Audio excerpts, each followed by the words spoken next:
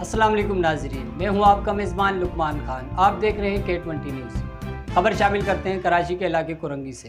امیر جماعت اسلامی پاکستان حافظ نعیم الرحمان صاحب کی قیادت میں حق دو پاکستان کو حق دو کی تحریک آب و تاب سے جاری۔ باقی جانتے ہیں سیف اللہ کی رپورٹ میں،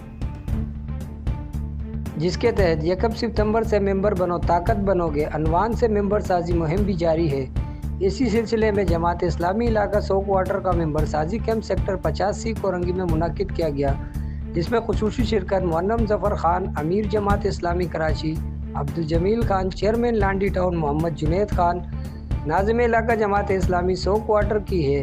اس کے علاوہ وہ بڑی تعداد میں کارکنان جماعت اسلامی اور عوام بھی موجود تھے۔ ان جاگیرداروں سے، ان بڑیروں سے، ان لوگوں سے جنہوں نے ہمارے اس شہر کو لوٹا ہے، اس شہر کے وسائل پر قبضہ کیا ہے، لیکن عام آدمی کو ریلیف نہیں دیتے، ان بستیوں کو ریلیف نہیں دیتے۔ یہاں سڑکیں نہیں بنتی، یہاں پانی میسر نہیں ہے، یہاں 12 گھنٹے 18 گھنٹے لائٹ جاتی ہے۔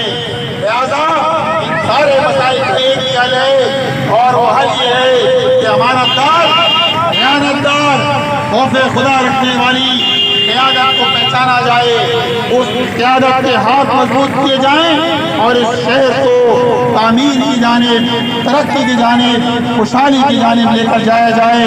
لہذا میں آپ تمام لوگوں کو دعوت دیتا ہوں